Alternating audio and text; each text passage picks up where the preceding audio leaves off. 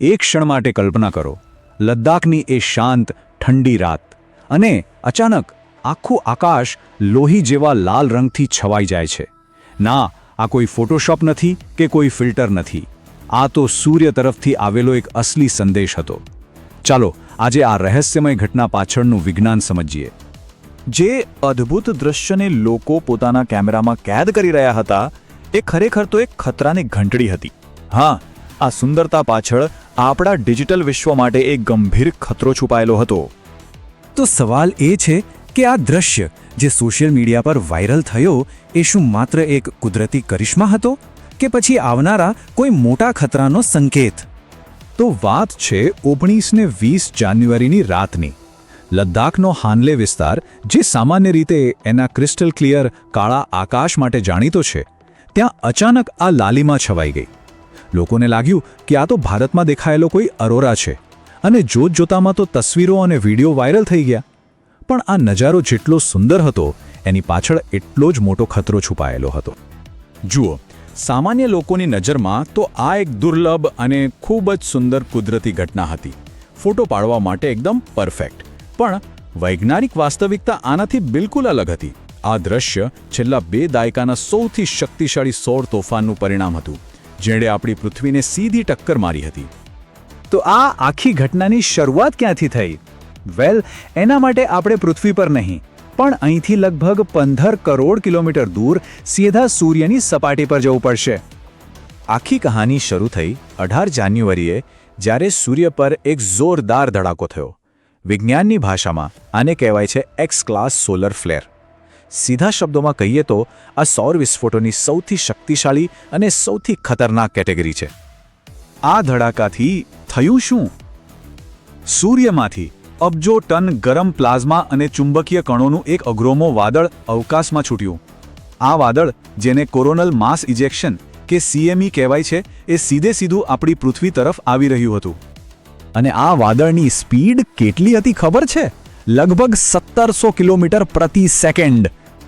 આ અકલ્પનીય ગતિથી આગળ વધીને એણે ફક્ત 25 કલાકમાં જ 15 કરોડ કિલોમીટરનું અંતર કાપી લીધું અને સીધું પૃથ્વી સાથે ટકરાયું. અને પછી થઈ એ ટક્કર. જ્યારે સૂર્યમાંથી આવેલું આ વિશાળ વાદળ આપણી પૃથ્વીના રક્ષણાત્મક કવચ સાથે અથડાયું, ત્યારે અવકાશમાં એક નાટકીય ઘટના બની. સૂર્યના આ ચુંબકીય વાદળે પૃથ્વીના મેગ્નેટોસ્ફિયર પર જોરદાર પ્રહાર કર્યો. મેગ્નેટોસ્ફિયર એટલે કે આપણા ગ્રહની એક કુદરતી સુરક્ષા દિવાલ. સમજો કે આપણી પ્લેનેટની સિક્યોરિટી વોલ પર સીધો હુમલો થયો. અને આ ટક્કરથી જન્મ થયું એક શક્તિશાળી ભૌગોલિક ચુંબકીય તોફાનનું. અને સાંભળો, આ કોઈ સામાન્ય તોફાન નહોતું. એને G4 સ્તર પર વર્ગીકૃત કરવામાં આવ્યું, જે છેલ્લા 20 વર્ષમાં પૃથ્વી પર આવેલું સૌથી શક્તિશાળી સૌર તોફાન હતું. તો આ G4 સ્તરનો મતલબ શું? વૈજ્ઞાનિક ભાષામાં એનો અર્થ થાય છે ગંભીર ખતરો. મતલબ કે પૃથ્વીના ચુંબકીય ક્ષેત્રમાં એક બહુ જ મોટી ઉથલપાથલ થઈ હતી, જેની અસર આપણા વાતાવરણ સુધી પહોંચી. હવે સવાલ એ છે કે આકાશ લાલ કેમ થયું?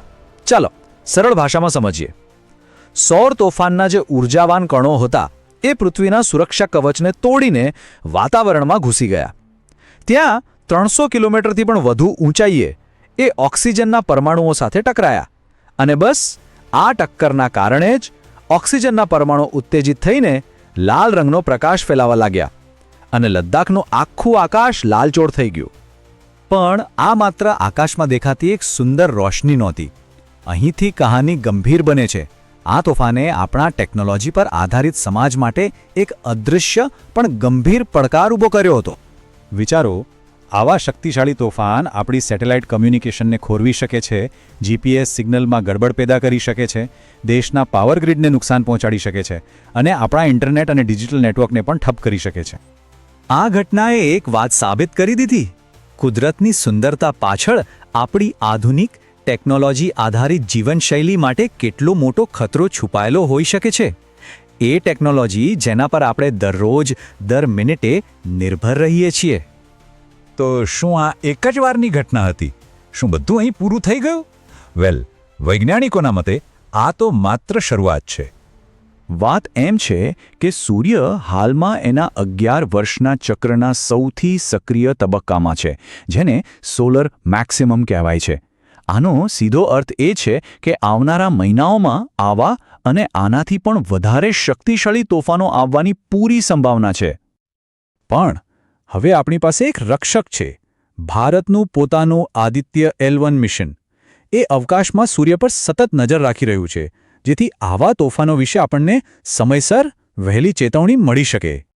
લદ્દાખના લાલ આકાશે આપણને એક સ્પષ્ટ ચેતવણી આપી દીધી છે. પણ મોટો સવાલ એ છે કે શું દુનિયા આવા મોટા સૌર તોફાનનો સામનો કરવા માટે તૈયાર છે? શું આપણે આ ચેતવણીને ગંભીરતાથી લઈ રહ્યા છીએ?